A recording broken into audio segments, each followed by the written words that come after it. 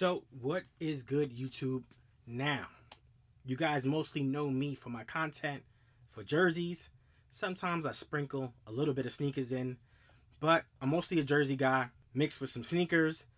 So this year, your boy's trying to play a little bit more basketball, more than usual, more than I've done at least in the last 2 years. Of course, I don't want to mention anything, but there's been something that made the last 2 years a little bit more difficult than usual. So for obvious reasons, I haven't been able to play ball as much as I want.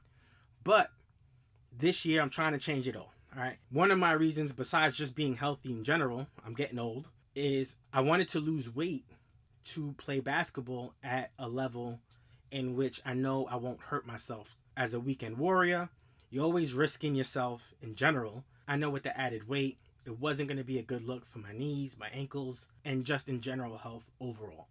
With that being said, I'm trying to play ball this year for sure. All right. I'm not going to start doing YouTube reviews, so that's not going to happen. There's plenty of channels that do that, and they do a great job at it. But what I plan on doing is telling you the 3 models that I bought this year that I plan on wearing for most of my basketball adventures for this year, basically through the summer, maybe even into the fall. What I plan to do is get back to you guys to tell you which is my favorite basketball sneaker to play in. So the 3 models will be the Jordan 36. I actually bought an extra pair for $107. A performance sneaker for $107 at this caliber is nuts. So we're going to try out the Jordan 36. We're going to try out the Kevin Durant 14. This is a team colorway, and I think it's one of the better colorways. But I like playing in basketball sneakers I really don't like.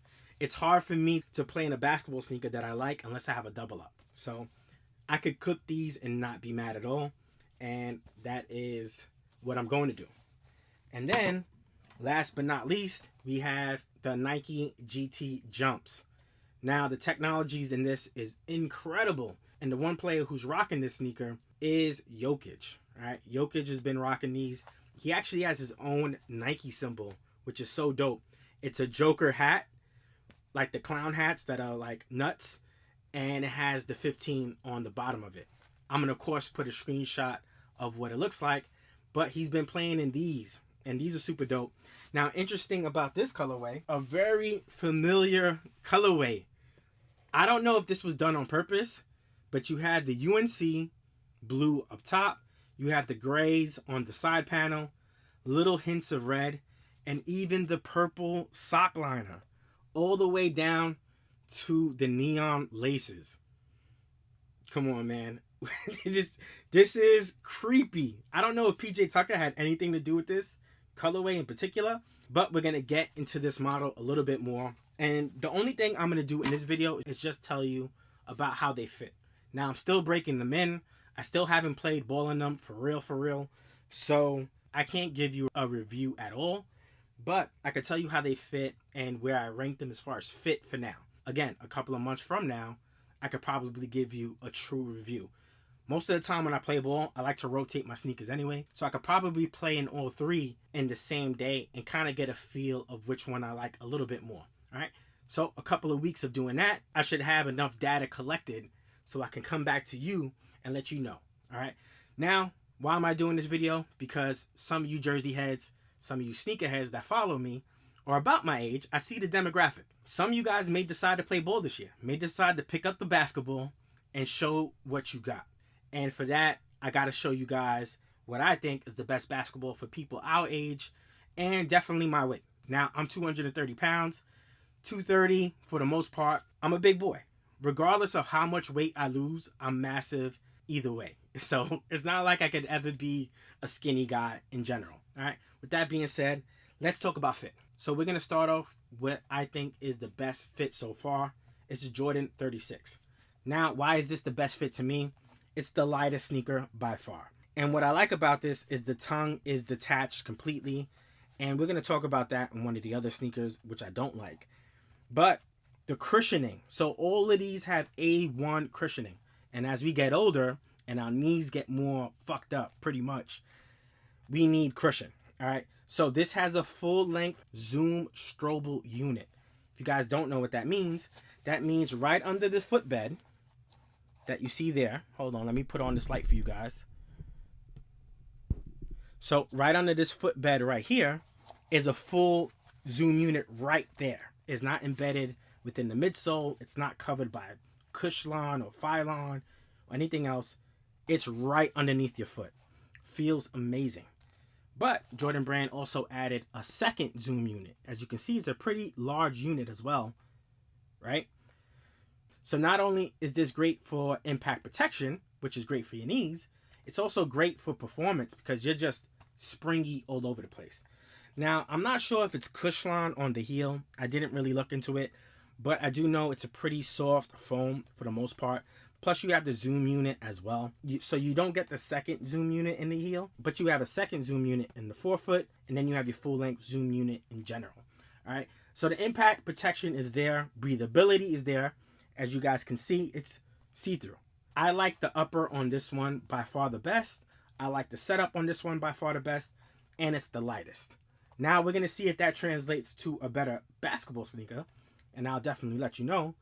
But off the rip, I like this one so far the best as far as fit, how it feels on feet, and in general overall feel. Okay, so we're going to go to the second one, which is the KD14. Now, this one is also a zoom strobel unit, which means the zoom unit is right underneath this footbed right here. So it's the first thing you feel. But I know this one also has Cushlon. Now, Cushlon is crazy. It's very soft foam, and it feels awesome. When I first put this on, I felt a little bit of width issues, but it wasn't too crazy. As long as I don't tighten up the shoe super tight, I'll feel fine. The strap really doesn't do too much, and at most, you can just make it a little bit tighter. But the cushioning so far is pretty good. I feel like the traction on this was a little bit better than the others. And like I said, I just shot around in these, so I haven't really played basketball and done basketball moves in them. In general, I like the traction on this. I like the cushion on this. I like the fit. This is the second best fit that I like between the three. All right. Now we're going to get into the last one. Now, this is filled with tech. But to me, this is the worst fit out of the three. I definitely have to break this in. So when I say it's the worst fit out of the three, the tongue is attached to the sneaker. So that kind of sucks. I don't like sneakers that have the tongue attached to the sneaker because, as you can see, let me see if I can show it to you guys. As you can see it here, it goes all the way through the forefoot, and you can actually even see it attached to the sneaker through the upper. All right. Now, why this is an issue for me, when it's stitched right here, let me show it to you. So when you see this stitching right here, it makes it a little bit more difficult for people that have a wider foot, more of a chunkier foot in the middle, especially because it's not really breakable. So I had to loosen these sneakers pretty much all the way to its maximum. You do have fly wire, which is the equivalent of like bridge wires. All right. They're basically trying to keep your feet on top of that footbed locked in. So the more you tighten it, the more your foot's locked in. Now, me personally, my foot's wide enough that I really don't need this to be super tight. And I just noticed that the right foot fits a lot better than my left foot, which probably means my left foot is a little bit bigger. Okay. Now, the tech in this sneaker is incredible. Okay. So again, this is a zoom strobel unit. So we get the zoom right on top of the footbed, which is incredible. It feels so awesome. But as you look, there's a zoom unit right here, and there's a zoom unit in the forefoot. So this is a super maxed out shoe.